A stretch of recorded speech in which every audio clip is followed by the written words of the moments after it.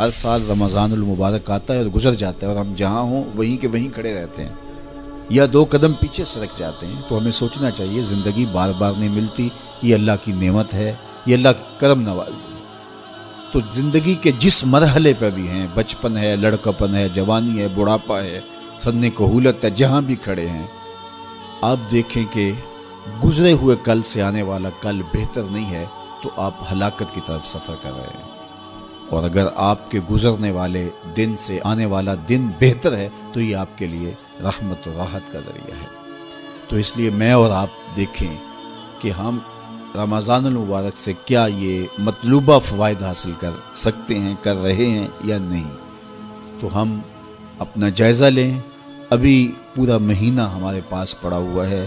ہم عزم کریں کہ ہم اپنی زبان کو کنٹرول کریں گے، ہم بری مجلس میں نہیں بیٹھیں گے، ہم اپنی آنکھوں پر حیا کے پہرے بٹھائیں گے، اپنے خیالات کو قابو میں رکھنے کی کوشش کریں گے. بھوک اور پیاس سے نفس امارہ کی خواہشات کم ہوں گی اور شیطان کے بننے کی وجہ سے گناہ کے امکانات کم ہو جائیں گے. نیکی کے ماحول پیدا ہو جانے کی وجہ سے اچھائیوں کے راستے ملیں گے. تو ہم اس ماہ رمضان المبارک کو اس طرح سے گزاریں کہ ہم ایک نئی تازہ اور خوبصورت زندگی لے کے ماہ رمضان کے بعد جو ہے وہ اپنے آپ کو خیر کی راہوں پہ محسوس کریں. یہ ایک اللہ تعالیٰ نے ہمارے لیے ایسا مہینہ رکھا ہے جس میں ہم عصر نو اپنی زندگی کو مرتب کرتے ہیں. یہ ایک نیا ٹرینڈ سیٹ کرتا ہے یہ مہینہ، اور یہ ماہ مبارک ہماری زندگی کے اندر جو ہے وہ ایک نظم پیدا کرتا ہے. اس میں ہم جو ہے وہ اللہ سے، اس کے رسول سے، کتاب اللہ کے ساتھ، نیک لوگوں کے ساتھ، مسجد کے ساتھ، قرآن مجید کے ساتھ جڑ جاتے ہیں.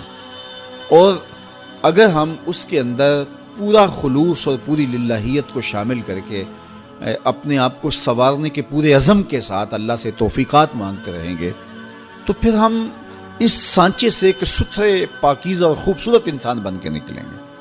تو اس لیے ہمیں چاہیے کہ یہ مبارک مہینہ جو اللہ نے ہمیں نصیب کیا، اس مہینے کو اچھے طریقے سے ہم گزاریں.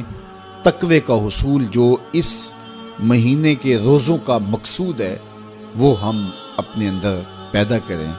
اور ماہ سیام کا ماحول تقوی دیتا ہے، ماہ سیام کا باطنی نور تقوی دیتا ہے، ماہ سیام کے انوار تقوی دیتے ہیں. روزہ تقوی کی نشأت کا ذریعہ ہے، تقوی پیدا کرتا ہے طبع کے اندر اور ایک نئی خوبصورت زندگی کا آغاز ہوتا ہے. تو میں اپنے جملہ ناظرین سے، جملہ ناظرات سے، سامعین اور سامعات سے یہ کہوں گا کہ وہ اس مبارک مہینے کی برکتوں کو خوب لوٹیں اور پوری طرح سے اس کے انوار کو اپنے اندر جذب کریں. جو روشنیاں اور جو فضاؤں کے اندر نور بکھرا ہوا ہے اس کو اپنے اندر اتار لیں اور پوری طرح سے اپنے اندر اس کو جذب کر لیں. پورا مہینہ جب ایک پاکیزہ ماحول میں آپ رہیں گے اور شرور سے، شر سے، بری مجلسوں سے، برے جلیس سے آپ بچنے کی کوشش کریں گے تو ایک مہینہ طبع کے اندر ایک مؤثر تبدیلی لانے کے لیے کافی ہوتا ہے. اور پھر اللہ تعالیٰ نے ہمارے لیے یہ کرم نوازی کیا ہے کہ ہر عمل کا اجر 70 گنا بڑھا دیا ہے. تو گویا ہم ایک قدم اٹھاتے ہیں تو 70 قدم آگے بڑھ جاتے ہیں. تو یہ ہمارا سفر تیز کر دیا جاتا ہے اور ہم تیزی کے ساتھ چل رہے ہوتے ہیں اور ایک مہینہ گویا 70 مہینوں کے برابر ہو جاتا ہے. تو 70 مہینے مسلسل بندہ ایک نیکی کے ماحول میں رہے تو اس سانچے سے جب باہر نکلے تو پھر وہ کیسا نکھرا ہوا اور پاکیزہ انسان ہوگا. تو اس لیے ہمیں اس ایک مہینے کو پوری توجہ کے ساتھ صرف کرنا چاہیے اور اس کے ایک لمحے کی قدردانی کرنی چاہیے. تو دیکھنا پھر یہ مہینہ کس طرح زندگی کے اندر ایک نئی خوبصورت تبدیلی پیدا کرتا ہے. میں آپ سب لوگوں کے لیے دعا کرتا ہوں کہ اللہ اس ماہ مبارک کو، اس ماہ رحمت کو، ماہ نور کو میرے لیے، آپ کے لیے کرم نوازیوں اور رحمتوں کا ذریعہ بنائے.